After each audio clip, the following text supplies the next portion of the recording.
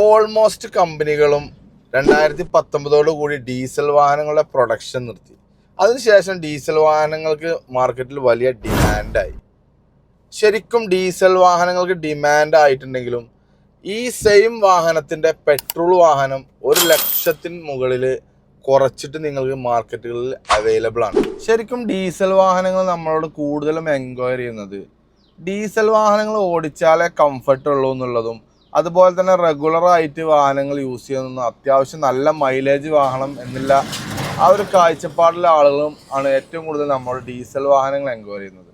ശരിക്കും അല്ലാതെ ചെറിയൊരു ഓട്ടവും കാര്യങ്ങളും അതുപോലെ തന്നെ ചെറിയൊരു പർപ്പസ് ഉള്ളൂ നിങ്ങൾക്ക് എന്നുണ്ടെങ്കിൽ ഞാൻ മുമ്പ് പറഞ്ഞ പോലെ ഏറ്റവും ബെറ്റർ മാർക്കറ്റിൽ 1,00,000 മുകളിൽ കുറച്ചിട്ട് നിങ്ങൾക്ക് സെയിം വാഹനത്തിൻ്റെ പെട്രോൾ വാഹനം എടുക്കുന്നതായിരിക്കും ഏറ്റവും ബെറ്റർ. പേഴ്സണലി എനിക്കിഷ്ടം ഡീസൽ വാഹനങ്ങൾ ഓടിക്കാനാണ് കേട്ടോ. അതുപോലെ തന്നെ എനിക്ക് അത്യാവശ്യം നല്ല ഓട്ടമുള്ള ഒരാളാണ്. എനിക്ക് മൈലേജും കാര്യങ്ങളൊക്കെ നോക്കുമ്പോൾ ഡീസൽ വാഹനമാണ് ഏറ്റവും ബെറ്റർ.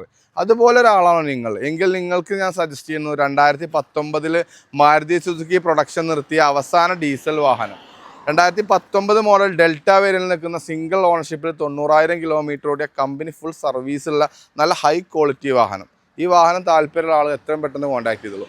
7,65,000 രൂപയാണ് നമ്മൾ ഈ വാഹനത്തിന് ഉദ്ദേശിക്കുന്നത്. അതുപോലെ തന്നെ നിങ്ങളുടെ ജീവിതത്തിൽ എന്തെങ്കിലും വാഹനം എടുക്കാൻ ഉദ്ദേശിക്കുന്ന ഒരാളാണെന്നുണ്ടെങ്കിൽ നമ്മളെ പേജ് ഒന്ന് ഫോളോ ചെയ്തോളൂ.